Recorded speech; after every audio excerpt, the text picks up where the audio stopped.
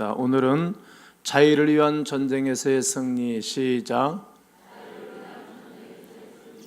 자유를 위한 전쟁에서의 승리, 이런 말씀에 은혜를 나누도록 할 것입니다. 첫째 주에는 믿음을 위한 전쟁에서의 승리에 대해서 말씀을 드렸습니다. 말씀을 나누면서 우리는 7가지 죄와 대적하고 전쟁하고 있다라고 말했습니다. 첫 번째가 교만, 첫째 주에 교만에 대해서 말씀을 나눴고, 그리고 시기, 그리고 분노, 게으름, 부정, 그리고 탐욕, 탐식, 정욕, 이런 7가지의 죄에 대해서 말씀을 나눴습니다. 7가지 대적 중 첫 번째가 되는 교만은 모든 죄 안에 있는 기본적인 문제입니다. 기본적인 문제. 교만은 다른 죄가 힘과 탄력을 받게 하는 매우 어렵고 매우 위험한 대적이 교만이 되겠습니다. 결국 교만은 자기 소유와 자기 권위를 계속 표현하는 것입니다. 나를 계속 주입시키고 나를 계속 드러내는 것이 교만의 한 일종입니다. 그러나 성경은 우리는 우리의 것이 아닌 주님의 것이라고 말합니다. 우리는 주의 백성이요, 하나님의 백성이라는 것입니다. 그러므로 우리 스스로 주의할 필요가 있다고 느껴질 때 이렇게 고백해야 됩니다. 주님, 이것은 나의 마음이 아닙니다. 이런 마음은 내가 원하는 것이 아닙니다. 주님, 나는 주님이 필요합니다. 도와달라고 하나님 앞에 직고 하셔야 합니다. 그리고 하나님, 제가 제발 교만하지 않도록 도와주세요, 이렇게 말해야 됩니다. 우리의 마음을 늘 점검하다 교만이 접근하기를 시작하면 즉시 하나님 아버지 앞에서 죄를 끊어버리고 하나님의 도움을 요청하고 예수의 이름으로 선포하시기를 바랍니다. 그리고 지난주 두 번째 말씀은 사랑을 위한 전쟁에서의 승리에 대해서 말씀을 드렸습니다. 이 사랑이라는 단어는 헬라어로 상황과 조건에 따라 5가지의 표현으로 바뀌어진다라고 말씀을 드렸습니다. 첫째가 에로스입니다. 젊은이들의 세속적인 사랑이 되겠습니다. 두 번째는 스톨로게, 가족에 대한 사랑이며 필리아, 우정을 나타내는 사랑을 표현할 때 쓰는 단어입니다. 그러나 네 번째는 코이노니아, 공동체의 사랑을 나눌 때 쓰는 단어입니다. 마지막은 아가페. 요한 사도가 이 단어를 찾느라고 굉장히 고심을 했을 것입니다. 이것은 마치 기독교의 발명품과 같은 단어입니다. 무조건적인 사랑입니다. 헌신적인 사랑입니다. 일방적인 표현입니다. 그리고 오늘날 우리가 잘 새겨들어야 할 단어이기도 합니다. 새로운 거룩한 사랑입니다. 이 아가페는 예수 그리스도를 통해 인간들의 치열한 전쟁터인 이 세상에 나타난 사랑입니다. 하늘의 영광을 버리고 언어가 통하지 않고 의사가 통하지 아니하는 이 땅에 오셔서 희생해 준 사랑입니다. 목사는 어떤 사람인가 생각해 봤으면 오라는 사람은 없어도 갈 것은 많고 환영해 주는 사람은 없어도 가는 것, 이게 목사의 삶이고 그리고 전도자의 삶입니다. 이제 6월 30일에서부터 26명의 단기 선교팀들이 여러 계곡에 흩어져서 복음을 증거하러 갑니다. 그들이 오라고 한 적 없습니다. 초청한 적 없습니다. 오라고 한 적 없습니다. 그러나 아가페 사랑, 하나님이 이 땅에 오셔서 우리에게 가르쳐준 사랑, 그리스도 예수의 사랑이 우리를 강건하기 때문에 우리가 그냥 가는 것입니다. 인천에서 누군가가 교회를 세워놓고 몇몇 사람이 기도하면서 나를 초청한 것이 아니었습니다. 그냥 제가 온 것입니다. 저는 21살에 예수 그리스도의 아가페적인 사랑을 경험하고 22살에 확신을 얻고 그때서부터 믿음을 단련하고 삶을 단련한 가운데 주에서께 받은 사명, 이 사명을 다 감당한 가기 위하여 달려오는 중에 인천에 온 것입니다. 여러분을 만난 것입니다. 요한이 말하고자 하는 이 아가페의 사랑은 희생입니다. 아가페, 그것은 주는 것이고 헌신하는 것입니다. 뿐만 아니라 일회성이 아니라 지속되는 것입니다. 한 번, 두 번 사랑을 나눌 수 있지만 지속하지를 않지 않습니까? 그러나 아가페 예수 그리스도의 사랑은 지속적인 것입니다. 끝까지.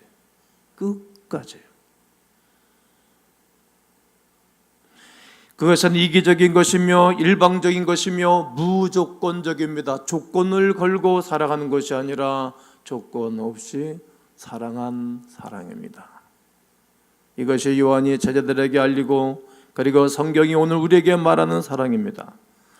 오늘은 전쟁에 대한 시리즈 세 번째, 우리는 자유를 위한 전쟁에서의 승리입니다. 따라해 볼까요? 시작. 그렇습니다. 하나님 안에 자유를 누리는데 가장 큰 걸림돌은 무엇일까? 가장 큰 걸림돌, 분노입니다. 지나간 한 주간 살면서 분노를 일으키지 않고 산 분은 있으면 좀 일어나서 선물을 들고 싶은데 또 너무나 차등을 두는 것 같고 그래서 절제를 해보죠.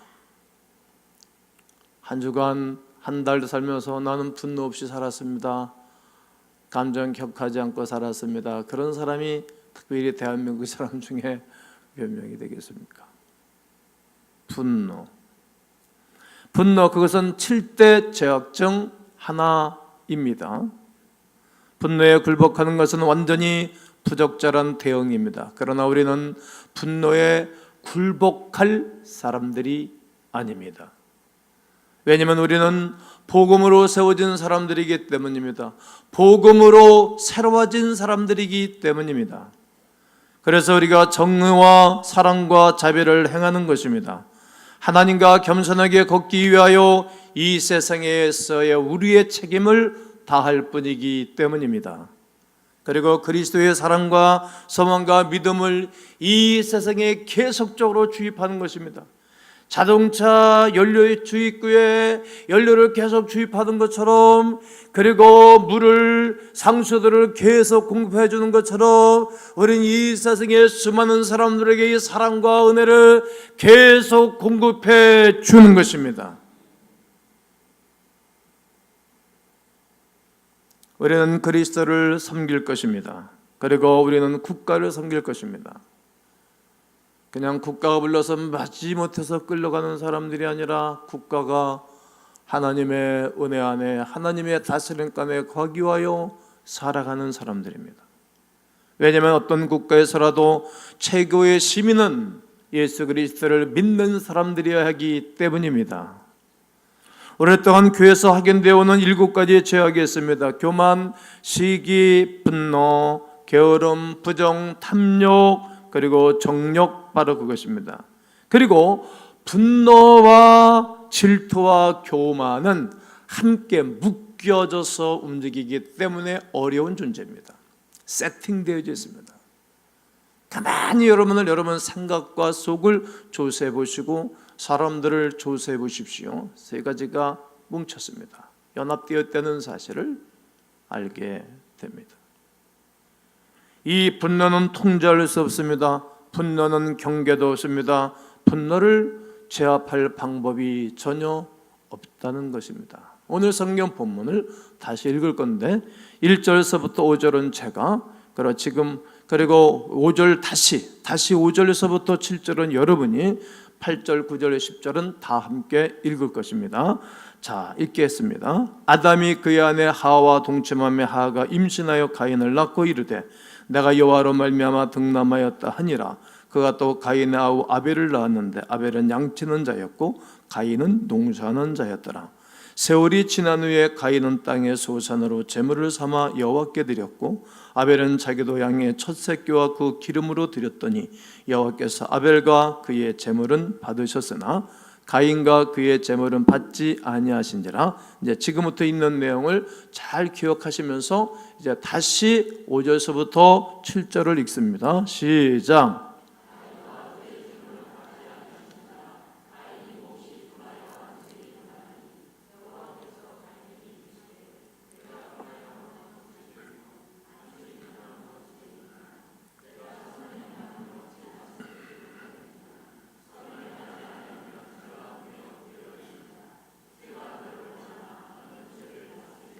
자, 이제 가인이 그의 형제에게 말했습니다. 8절로 10절은 달게 읽을 겁니다. 시작. 가인이 그 아우 아벨에게 말하고 그들이 들에 있을 때 가인이 그 아우 아벨을 쳐 죽이니라. 여호와께서 가인에게 이르시되 내 아우 아벨이 어디 있느냐? 그가 이르되 내가 알지 못하나이다. 내가 내 아우를 지키는 자니까. 이르시되 내가 무엇을 하였느냐? 내 아우의 핏소리가 땅에서부터 내게 호소하느니라. 아멘. 여러분, 이 말씀 중에서 교만과 질투와 분노로 인한 성경에서의 첫 번째 안타까운 현실을 보게 됩니다. 그가 가인이 몹시 분하여 안색이 변하니, 몹시라는 말은 좀 보기 힘들 정도로, 보기 힘들 정도로 막 툭 튀어나오게 분을 내고, 그리고 안색이, 얼굴이 변했다는 거예요. 자, 한번 옆에 분을 한번 잘 보세요. 얼굴이 평화로운지 한번 무서운지 한번 자 보세요. 한번 보세요. 보려면 이게 못 보는 사람도 이게 뭔가 이상한 겁니다. 한번 좀 보십시오. 보기가 좋소. 안색이 변했습니까? 대척기 변했습니까? 불편합니까? 교만, 질투, 분노, 이 세 가지가 함께 뭉쳐지고 어울려서 말입니다. 이제 참 동생을 죽이는 거, 들판으로 끌고 가서 죽였어요. 그러니까 이 죄를 짓는 사람은 육적인 힘이 센 거예요. 육적인 힘이 억수로 센 거예요. 그리고 치사하게 뒤통수를 돌로 쳐, 몽둥이로 쳐서 죽였어요. 뇌진탕. 여러분, 그 사람이 그러잖아요. 동생이 잘 되면 좋습니까? 내가 잘 되어 좋습니까? 어려운 질문이지. 동생이 잘 되는 게 좋습니까? 내가 잘 되는 게 좋습니까? 그런데 둘 다 잘 되는 게 좋다 들어갔지. 여러분, 동생이 잘 되면 좋지. 저는 이제 막내가 10번째인데 군대 가서 순직을 해서 그님이 가끔 보고 싶을 때가 있어요. 이번에 현충일 날은 식구들 다 가서 만나는 날인데 권사님들이 야유회 간다 그래서 난 자식보다도 가정보다는 항상 교회가 먼저였으니까 거기 갔다는 못 갔죠. 그래서 항상 문득 보고 싶을 때가 있어요. 얘가 너는 어떤 아내를 만나서 어떤 개수가 우리 집의 식구가 됐을까? 그리고 조카에는 어떤 애들이 나와서 어떻게 살까? 그런 궁금증도 있고 보고 싶기도 해요. 원래 동생을 사랑하는 거거든. 윗사람을 사랑하지는 않아 사람들이. 존경을 하고 하지만 그래 잘하지 않는다. 사랑은 내리사랑인데 이 사람은 분이 나니까, 분이 확 솟아오르니까 사랑이 이거 뭐가 없어요. 질투, 사람을 죽인다는 거. 이것으로부터 어떻게 우리는 자유로웠을까? 이런 거예요. 성경은 온유한 자는 복이 있나니 땅을 기업으로 받는다 그러잖아요. 난 여러분들이 그것을 분노로부터 자유할 수 있어야 되고, 여러분들은 기업을 받을 수 있는 사람들 되기를 주의 이름으로 축원합니다. 축원합니다. 축원합니다. 교만이 가인에게 들어갔을 때 교만의 생각과 마음은 어떻게 했을까? 이거는 성경에 나오지 않아요. 우리가 묵상해 보는 거죠. 어떻게? 나는 하나님 말씀에 순종할 필요 없어. 사람방 순종할 필요가 뭐 있나? 목사한테 왜 순종을 해? 이 세상 피곤한데. 지도 사람, 나도 사람인데. 자기는 죄 안 짓나? 교회까지 와서 이렇게 번거롭게 뭐 하라 그러냐? 순종할 필요 없다는 거지. 나는 내가 원하는 재물을 내 마음대로 드릴 거야. 예배 시간도 내 마음대로 정해서 드리면 되는 거지 뭐. 그러면 사람 마음속으로부터 잘 되는, 잘 모이는 데가 어딘지 아세요? 요일 딱 못 받고 시간 딱 못 박은 사람 방이 나중엔 잘 되지, 여기에다가 이래 옮기고 저래 옮기고 시간 옮기고, 그렇지 사람은 나중에 죽살납니다. 안 됩니다. 안 됩니다. 내가 원하는 것으로 할 거야. 나는 내가 원하는 어떤 방식으로든 예배를 할 수 있어. 하나님 만인제사장을 루터를 통해서 말했는데 후대 예배 받으시지. 내가 나에게 좋은 것을 결정하겠어. 나는 내가 원하는 어떤 것이든지 할 수 있어. 내가 하면 다 되는 거야. 내 말대로 하라고. 왜 이렇게 말이 많소? 내가 하는 것은 다 옳은 거야. 상대는 죽건 말건 나한테는 상관이 없어. 이것이 교만과 분과 질투로 얼룩진 사람들의 삶이요 고백입니다. 양의 첫 새끼를 가져와 하나님을 위한 희생의 피를 흘리게 한 그의 동생 아벨과는 달리 가인은 그의 자신이 자기 스스로 생각을 하고 있습니다. 그것이 태초에 깨어짐은 물론이고, 그리고 사단의 불러온 지발점이 될 것이고, 루시퍼의 반응과 같은 것이었습니다. 사탄 루시퍼가 이사야서 14장 14절에 뭐라고 말합니까? 첫째 주 우리는 그 말씀을 나누었지요. 나는 하나님 보좌 위에 나의 자신을 높일 거다. 내가 하늘 구름 위에 위로 올라갈 거다. 나는 하나님 위로 내 자신을 높일 거야. 나는 하나님과 같이 될 거야 말했을 때 모든 관계가 깨진 것입니다. 하나님과 나 사이의 관계가 깨졌고, 나와 옆에 있는 모든 사람과의 관계가 깨졌습니다. 스스로 내가 분들을 내고 질투를 하고 교만해지면 내 몸이 망가집니다. 힘도 쭉 빠져버립니다. 누구를 미워하고 미워하는 감정을 가지고 다른 사람들이 말하면 내 속의 에너지도 다 방출됩니다. 힘이 잃어버립니다.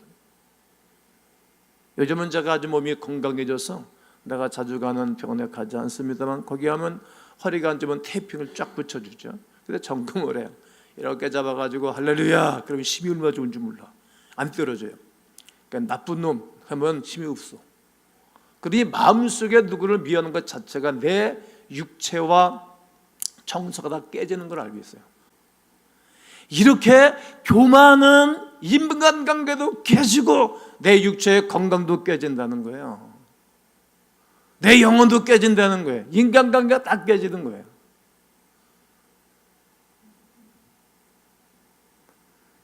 그렇게 오랜 세월부터 깨어짐으로 인한 실망과 상처 입은 사람들이 있어 왔습니다. 실망과 상처 입은 사람들은 항상 사람들을 다치게 합니다. 어렵게 합니다. 그리고 그것이 가는 곳마다 고통과 슬픔을 만들어냅니다. 교만이 가인에게 왔습니다. 그리고 내가 원하는 것을 무엇이든지 될 거야. 내가 할 거라고. 내가 원하는 방식으로 살 거야. 그리고 그의 재물이 받아들이지 않고 그의 형제가 받아들였을 때 질투가 들어왔습니다. 질투가 무엇인지 기억하십니까? 그것은 내가 가질 수 없다면 너도 가질 수 없어. 시샘하는 것입니다. 내가 못하니 너도 할 수 없어. 내가 행복하지 못하니 너도 행복할 수 없다고. 내가 이렇게 평화로울 수 없으니까 너도 평화로울 수 없어. 그러면서 뿜어대는 것이 질투 중에 하나라는 말입니다. 그래서 교만으로 가득 찬 가인은 동생 아벨의 재물을 받으시고, 그런 모습을 바라보고 누구에게? 가인이 이제 하나님께 질투하기를 시작하는 것입니다. 배워야지. 겸손하고. 어찌 그렇게 인생을 삽니까? 그는 말합니다. 나의 재물을 받지 않는다면 하나님은 너의 재물도 받지 않아야 돼. 이것이 정상적이라고. 자기 생각, 자기 속에 내 옳은 대로 자기는 생각하고 말하고 행동하면서 결국은 살인죄를 저지르는 것입니다. 그가 그의 동생을 살해하는 것에서 분노는 절정에 달했습니다. 교만은 분노로 이끌고 질투로 이끕니다. 그리고 분노는 항상 욕구불만의 결과라는 것을 꼭 기억하셔야 됩니다. 우리는 가인을 통해 아무것도 존재하지 않는 분노, 이것을 바라봐야 됩니다. 잠언 15장 18절에서는 놀라운 말씀을 우리에게 하고 계십니다. 분을 쉽게 내는 자는 분을 일으켜도, 분을 막 일으키는 사람은 다툼을 일으키는 거예요. 막 분내면은 여러분 사람들이 다투잖아. 속이 상해도 그냥 꾹 참으면 그냥 조용하고 나중에 깨달아 그 인생이. 근데 분을 내면 다툰다는 거예요. 싸움하고. 원래 수준 없는 사람이 덤벼드는 거거든. 그러면 세상이 복잡해진다고요. 노하기를 더디하는 자는 시비를 그치게 한다는 거예요. 시비가 안 생기는 거예요. 노하기를 맹렬히 하는 자는 벌을 받을 것이라. 네가 그를 건져주면 다시 그런 일을 생기시라. 21장 3절에서 돌은 무겁고 모래도 가볍지 아니하거니와 미련한 자의 분노는 돌들보다도 무겁다는 거예요. 돌이 무겁잖아요. 그럼 모래도 하나하나는 가볍지만 모래를 뉘었거야 하나를 싣고 끌려면 얼마나 무겁습니까? 모래가 쫙 모아지면 무겁다는 거예요. 분노는 이 돌들보다도 무겁다. 그러니까 얼마나 무거운 인생을 살겠어요. 힘들고 무겁고 지치고 늘 상처를 받죠. 그래서 우리 주님이 하신 말씀이 수고하고 무거운 짐이 있느냐? 내게로 와서 자유로워지라는 거예요.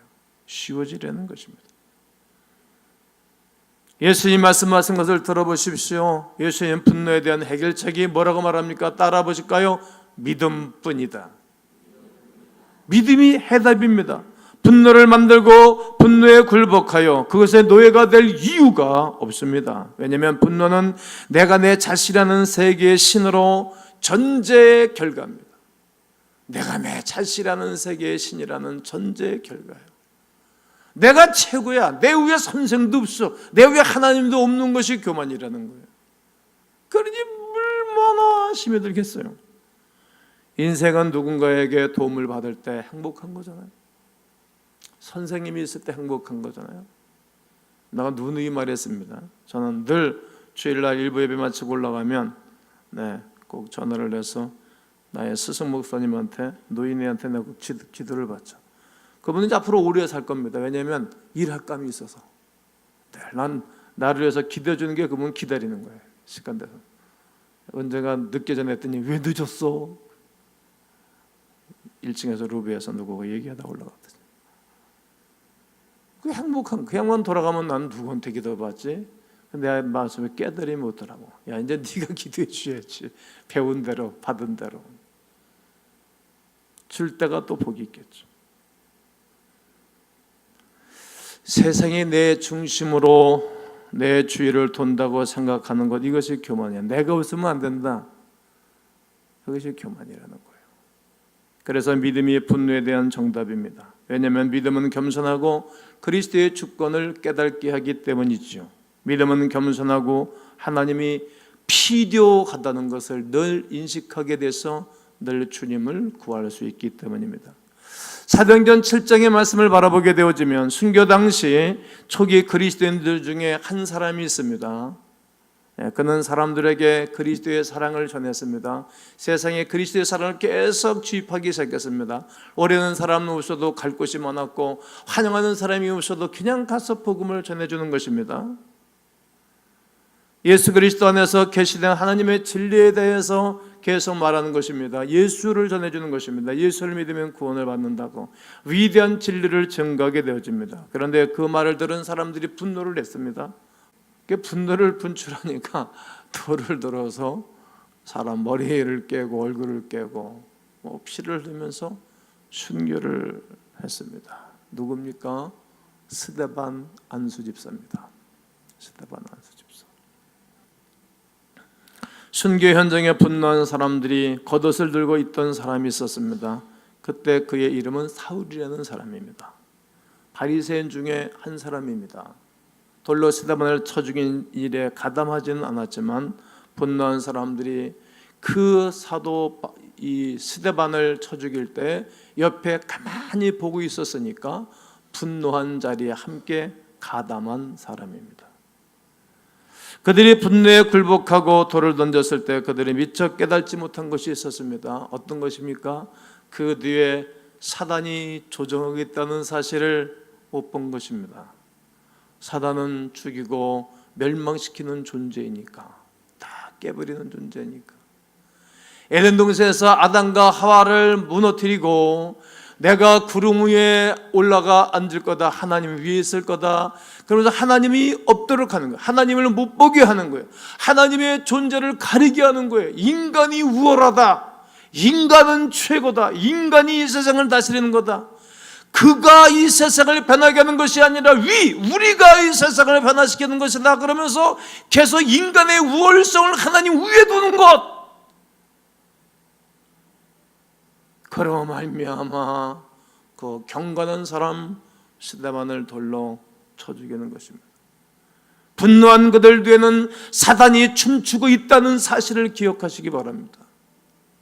무당들이 한창 빨간 기 푸른 기 들고 막 징치고 하면서 막 춤출 때 바로 사단이 춤추는 것 같은 거 아닙니까? 분노한 사람들 뒤에는 사단이 춤추고 있다는 사실을 꼭 기억해야 됩니다. 사탄은 분노한 사람들이 이렇게 속삭이는 것입니다. 잘하고 있어, 계속하면 열심히 하라고, 분노를 계속 키워, 끝까지 한번 하라고.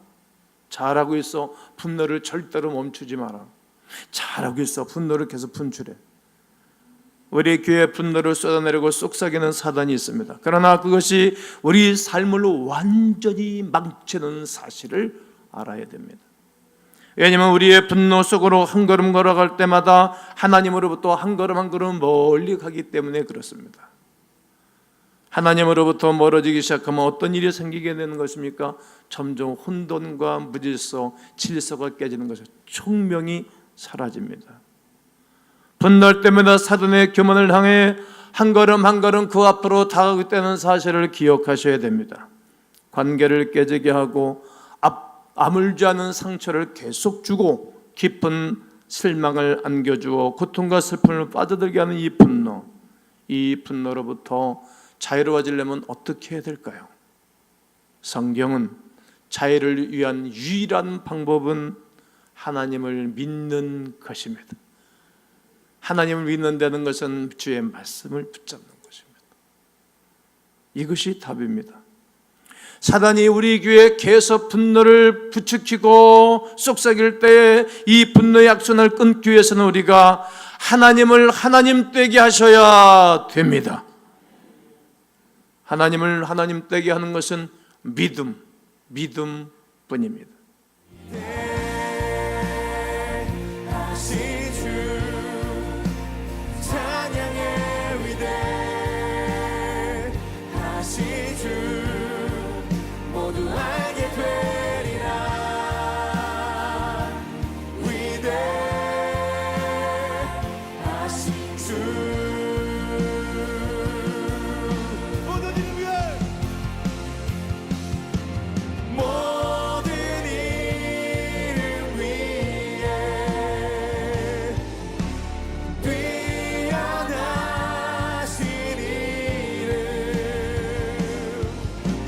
time